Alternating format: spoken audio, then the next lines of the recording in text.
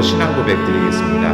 나는 전능하신 아버지 하나님 천지의 창조주를 믿습니다. 나는 그의 유일하신 아들 우리 주 예수 그리스도를 믿습니다. 그는 성령으로 잉태되어 동정녀 마리아에게서 나시고 본디오 빌라도에게 고난을 받아 십자가에 못 박혀 죽으시고 장사된 지 사흘 만에 죽은 자 가운데서 다시 살아나셨으며 하늘에 오르시어 전능하신 아버지 하나님 우편에 앉아 계시다가 거기로부터 살아있는 자와 죽은 자를 심판하러 오십니다. 나는 성령을 믿으며 거룩한 공교회와 성도의 교제와 죄를 용서받는 것과 몸의 부활과 영생을 믿습니다. 아멘. 찬송가 323장 찬송 드리겠습니다. 푸른 바다 나서니 먼 어디든지 가오리다. 괴로우나 즐거우나 주만 따라가오리니 어느 누가 막으리까. 죽은 인들 막으리까. 어느 누가 막으리까. 죽은 인들 막으리까. 악을 골자 힘들에도 복음 들고 가오리다.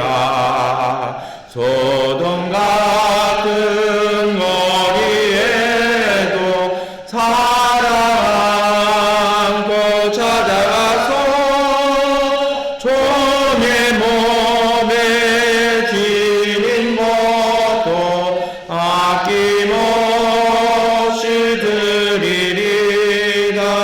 종의 몸에 지닌 것도 아낌없이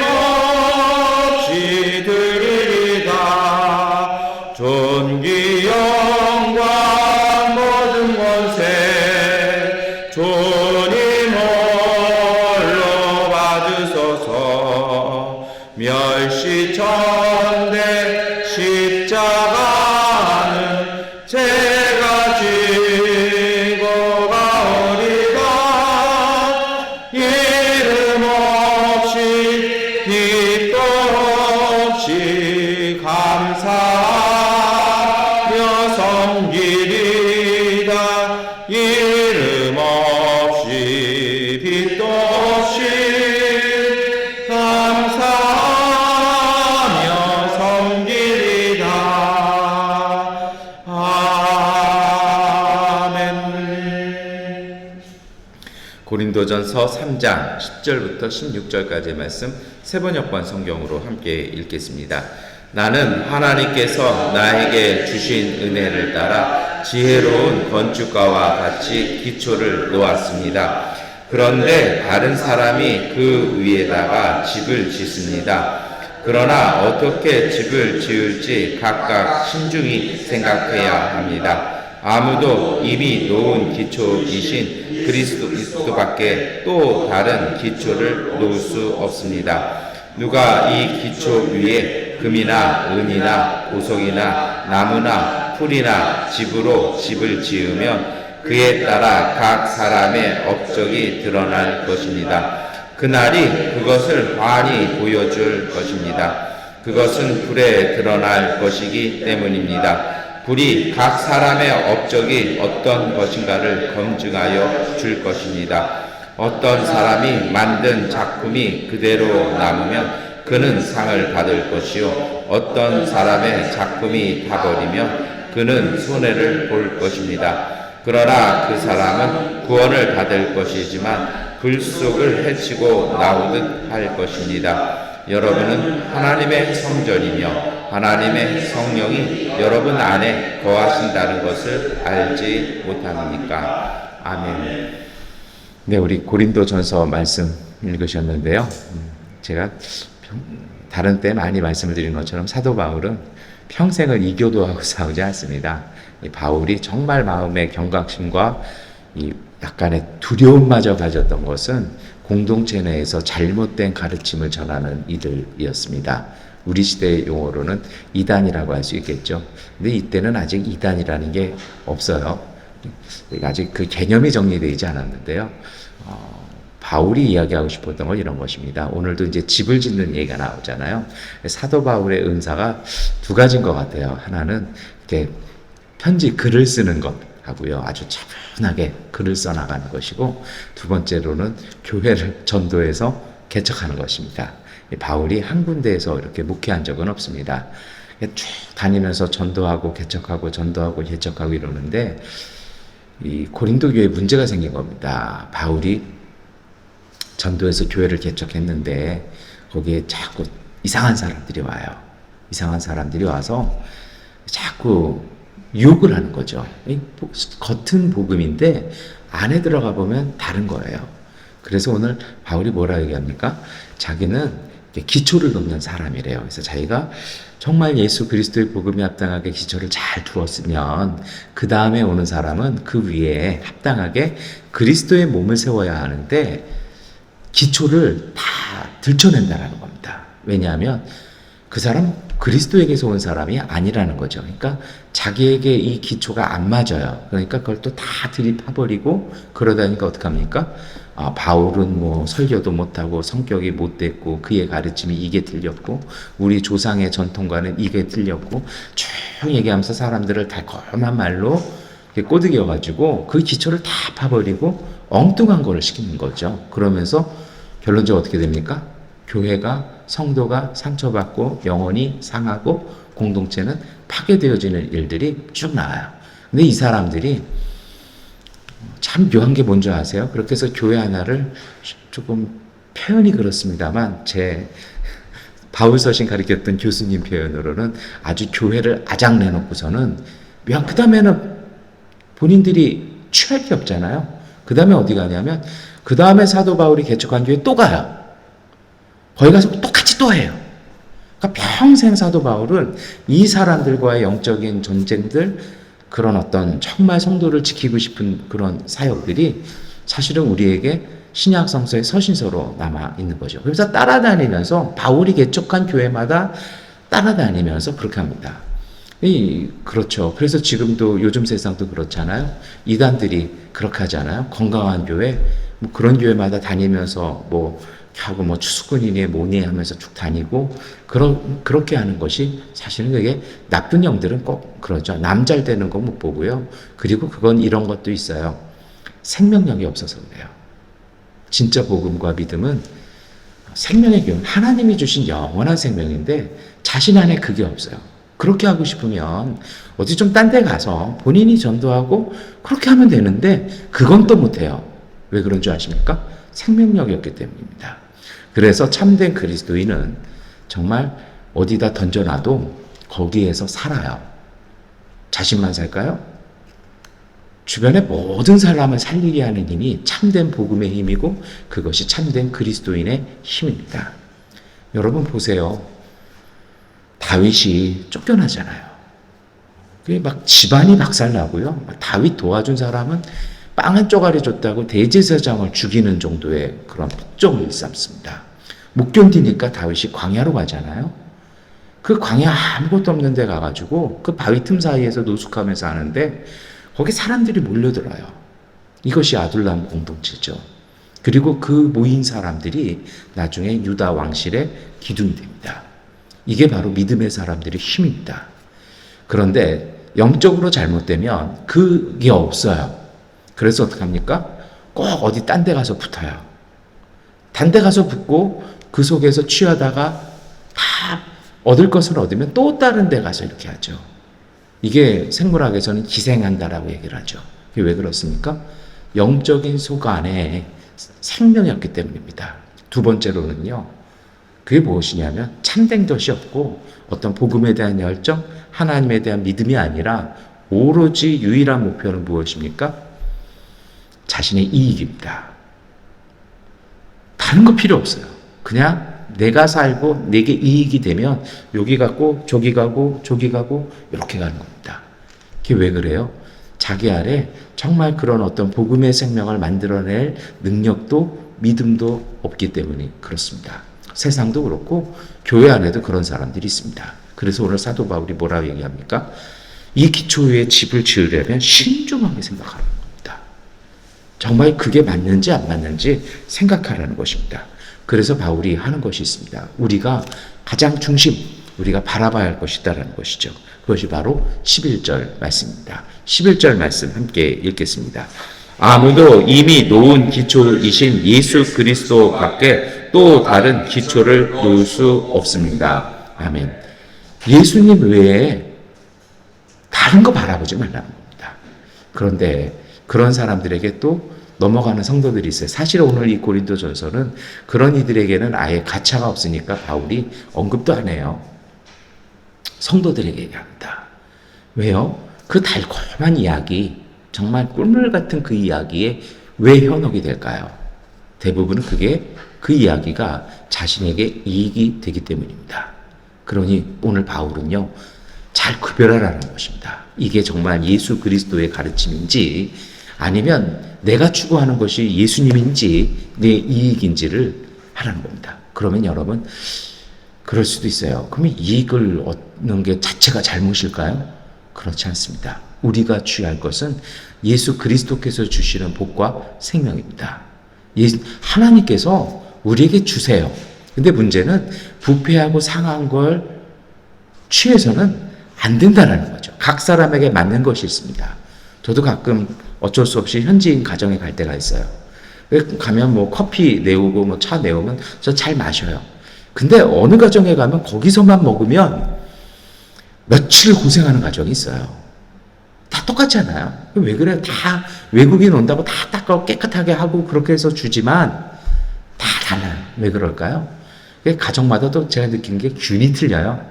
저한테 소화가 되는 균이 있고요. 안 되는 균이. 그래서 그런 데는 아예 제가 보란 듯이 텀블러 하나 들고 와서 갖고 와서 제 거 마시기 좀 죄송하지만 그럴 수밖에 없죠. 누구에게나 유익이 되는 거 아니에요. 하나님은 오늘 우리에게 유익되는 걸 우리에게 맞춤형으로 주십니다. 그런데 언뜻 보고 저 사람이 저랬으니 안 된다고 합니다. 예전에 제가 지구촌 순복음교회에서 목회할 때 어떤 프로젝트를 이렇게 제출을 해야 합니다. 근데 제 다른 사무실 목사님이 제출하기 전날 제 프로젝트를요, 저희 팀이 한 3개월 작업을 했습니다. 전날 밤에 와서 그거를 싹 가져가고 저희 컴퓨터 하드는 망가뜨렸어요. 안 나와요. 저는 심할서를 썼죠. 3개월 동안 뭐 했냐고요. 그 인력 가지고. 그래서 근데 발표하는데 저희 프로그램이에요. 조금만 바꿨어요. 문체 서체만 바꿨어요. 작성한 거 제가 뻔히 알잖아요. 담임 목사님이 와서 이 양반이 아세요. 와서 저희 팀들 얼굴이 막 불그락불그락하고 이러고 있으니까 저 불러내더니 한 목사 지켜봐. 그러니까 목사님도 아세요. 근데 그래서 그 프로젝트가 선정이 돼서 실행하는데요. 못해요. 안 되죠. 왜요? 그걸 본인이 기획을 안 했으니 어떤 타이밍에 어떤 챕터를 쓸지 모르는 거죠. 결론은 드러났습니다. 여러분, 오늘 우리 안에 생명이 있는지 이게 정말 중요합니다. 오늘 사도 바울은 11절부터 얘기합니다. 예수 그리스도의 기초 위에 뭐 집을 짓는데 금으로 짓는 사람, 은으로 짓는 사람, 보석으로 짓는 사람, 나무, 풀집, 무슨 아기돼지 삼형제 이야기가 나오듯이 다 나와요. 그러고서 똑같은 얘기가 나오지 않습니까? 하나님은 불로 시험하실 것이라는 것입니다. 남아 있으면 그것이 작품이고 사라지면 잘못됐다는 겁니다. 오늘 우리의 신앙생활과 우리의 삶이 그렇습니다. 잠깐 보이는 유익함? 그래서 여러분 정말 소중한 게 이익 따라 내게 도움될 것 따라 움직이지 마십시오. 사업도 그렇고 신앙도 그렇습니다. 그런 분들이 있어요. 방랑하시는 유목신앙인들이 있어요. 뭐 사업이야 뭐 그럴 수 있다 쳐요. 그런데 신앙도요. 내게 도움이 될 것 같으면 요 교회, 그거 끝나면 저 교회. 이게 미얀마 양곤에 있는 한인교회들의 환경 아닙니까? 그렇게 옮겨 다니시는 분 치고 신앙이 건강한 분 없습니다. 그러니 양곤의 한인교회들이 정말 크게 성장하지 못하고 성숙되지 못하는 이유는요, 그런 거죠. 그런 분들의 특징이 있어요. 오면 훈수를 둬요. 이거 해야 되는데, 저거 해야 되는데. 왜요? 그렇게 훈수를 둬야 본인들의 입지가 단단하고 왜 그 전 교회에서 옮겨와야만 했는지 변명이 되거든요. 이와 동일하게 하는 게 현대교회 이단들입니다. 동일했던 게 사도 바울의 대적자들이었습니다. 대적자도 아니죠. 바울을 비난했던 사람들이죠. 오늘 바울은 그러한 소용돌이에 휘말려 있는 고린도 교회 성도들에게 이야기하는 것입니다. 하나님의 역사는 그런 거 아니라는 것입니다. 달콤한 것, 그거 따라가지 말고 오직 이것이 그리스도의 참된 복음인지를 따라가라는 것입니다. 저는 목회자입니다. 예전에 저 처음 입학했을 때 그때는 조윤기 목사님이 좀 건강하셔가지고 한참 팔팔하실 때이셔가지고요. 오세요.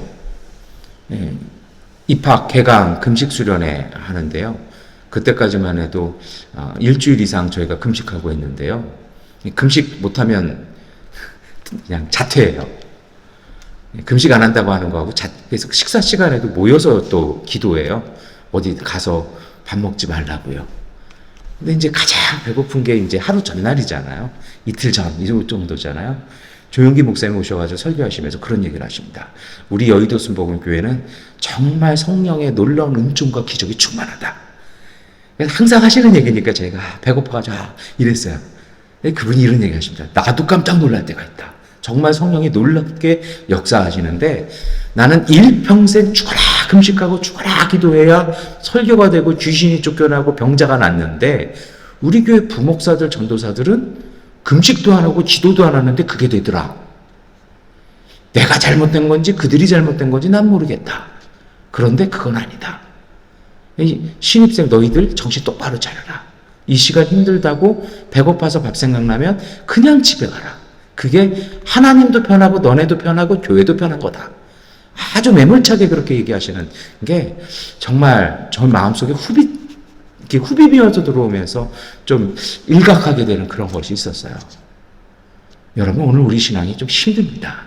근데 기억하십시오. 집을 금으로 짓는다고 생각해 보십시오. 은으로 짓는다고 생각해 보십시오. 얼마나 고되고 힘들겠습니까? 근데 오늘 사도 바울이 뭐라 얘기합니까? 14절, 15절 말씀이죠. 함께 읽겠습니다. 어떤 사람이 만든 작품이 그대로 남으면 그는 상을 받을 것이요. 어떤 사람의 작품이 타버리면 그는 손해를 볼 것입니다. 그러나 그 사람은 구원을 받을 것이지만 불속을 헤치고 나오듯 할 것입니다. 아멘. 뭔가 거칠고 딱딱하고 힘든데 인간적인 방법 돌아가고 이렇게 막 머리 쓰고 이게 아니라 정말 우직할 정도로요. 그렇게 신실하게 기도하고 원칙대로 믿음 생활하시는 그것을 통해서 오늘 사도 바울은 구원을 얻을 것이라 얘기합니다. 왜냐고요? 저도 목회하면서 제가 믿음 생활하면서 깨달은 것이 있습니다. 은혜는 차고 넘쳐야 합니다. 뭐 하나 작은 거 하나 하려고 해도요. 내 속에 결핍이 되어 있으면 절대로 무엇 하나 할 수 없습니다. 내가 기쁘지 아니하면요. 예전에 제 전도사 때 너무 힘든 일이 많았어요. 근데 교구를 맡았으니 매일 신방을 다녀야 되잖아요. 저도 고민이 많은데 고민 많은 가정 가서 기도하고 예배 드려주고 위로하는데요. 같이 다니던 조장님 한 분이 그런 얘기 하세요. 전도사님, 교구 식구들이 전도사님을 위해서 열심히 중보기도 하고 있어요. 그 말 듣는데 왜 그렇게 창피한지요?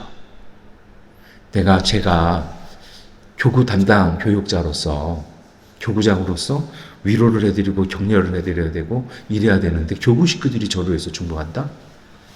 이건 아니다 싶었어요. 그래서 교육자여서 기도하는 게 아니라 정말 진심을 두고 기도하는 시간들이 있었습니다. 하나님의 은혜는 차고 넘치지 아니하면 절대로 다른 이들에게 흘러갈 수가 없습니다. 그래서 예수님께서 뭐라 얘기하십니까? 내게로 와서 마셔라. 배에서 생수의 강이. 그냥 우리가 어디서 받아가지고 갖다 주는 사람이 아니라 오늘 우리의 영혼과 우리의 삶 속에서 그 기쁨과 생명이 넘쳐났을 때 비로소 우리는요 수 있는 것입니다. 근데 이게 안 된다라면 안 되는 거죠. 그래서 정말 중요한 것이 있습니다. 우리가 일을 하시든 신앙생활 하시든 저도 회개하는 마음으로 말씀을 드리면 기초가 튼실해야 됩니다. 믿음의 기초요. 말씀 읽고 기도하지 아니하면 이게 안 돼요. 말씀과 기도 생활은요, 어쩔 수 없이 시간이 걸립니다. 제가 목사고시 저희 교단에서 볼 때 성경 1등 했습니다. 그로부터 몇십 년이 지났죠. 옛날 공부했던 자료들 이렇게 보았더니요, 모르겠어요. 그래서 정말 창피해요. 그래서 요즘 시간 날 때마다 그거 다시 봐요. 다시 외워요. 말씀과 기도라는 게 그렇습니다. 항상 해야 합니다. 이거를 빼먹는 순간 그때 사탄이 들어옵니다. 그게 없잖아요. 내가 안 된다는 걸 느끼거든요. 그러면 쉬운 걸 찾아가요. 왜요? 예전에 내가 그렇게 어려웠는데, 힘들었는데 그걸 또 하라고? 이제는 쉽게 해도 되지. 나이가 몇인데, 내가 목회 몇 년 했는데. 그게 사탄의 아주 간요한 목소리입니다. 절대 그거 자신의 목소리 아닙니다. 여러분, 오늘 이 아침에 말씀을 드립니다. 삶이든 신앙생활이든 쉽게 하려고 하지 마십시오. 쉬운 건 뭐가 있습니다. 싼 게 비지떡이란 말도 있잖아요. 신앙생활은요, 정직해야 합니다. 목회도 그렇고요. 우리의 모든 일이 그래요. 교민생활 하면서요, 언어 공부해야 되고요. 기도생활 더 해야 되고요. 성경 말씀 더 읽어야 되고요. 작은 일 하나도 그냥 직원 시키고 끝나는 것이 아니라 정말 그 일 하나도 우리가 기도하면서 그 직원이 잘 일할 수 있도록 방법도 만들어주고 그 직원이 가서 그 문제 잘 해결하도록 우리가 기도해주고 그러한 세심한 배려가 우리에게 있어야 합니다. 그것을 통해서 그 믿음의 공력을 따라 오늘 우리의 믿음의 집이 완성되어져 가는 것입니다. 마지막 이야기를 드리겠습니다. 이게 왜 안 될까요? 그래서 오늘 사도 바울은 16절 말씀을 이야기합니다. 함께 읽겠습니다. 여러분은 하나님의 성전이며 하나님의 성령이 여러분 안에 거하신다는 것을 알지 못합니까? 아멘. 이게 왜 안 되냐면요, 인내하지 못해요. 왜 인내하지 못할까요? 믿지 못해요. 왜 믿지 못할까요? 내가 누군지를 몰라요. 오늘 사도 바울은 그것을 일깨우는 것입니다.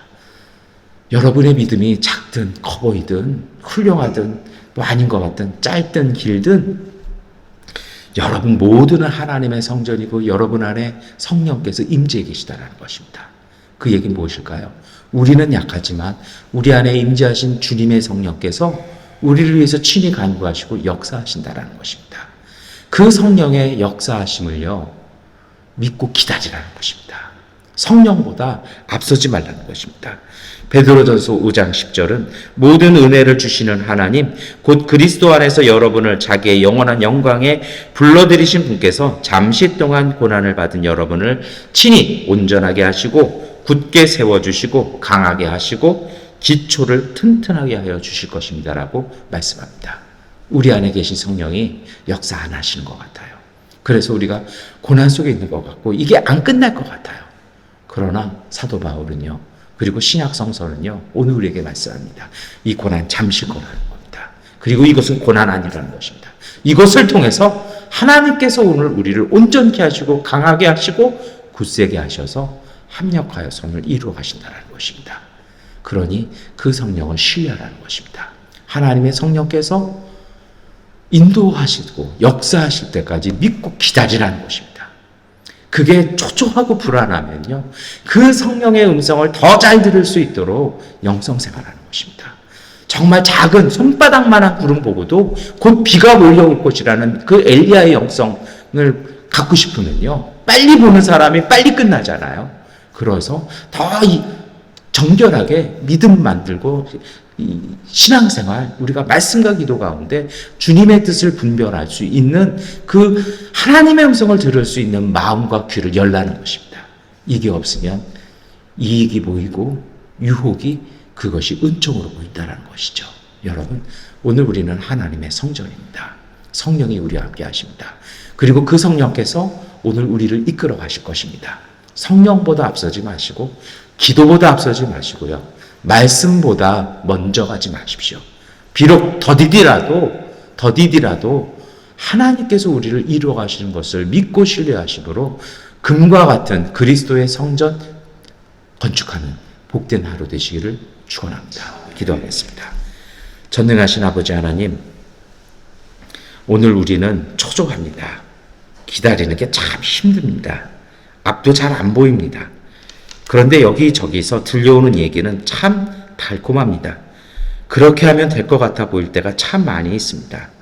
그러나 주님 구하오니 그 모든 것이 가할지라도 하나님이 오늘 우리에게 허락하신 것을 구별할 수 있는 믿음의 지혜를 주시옵소서.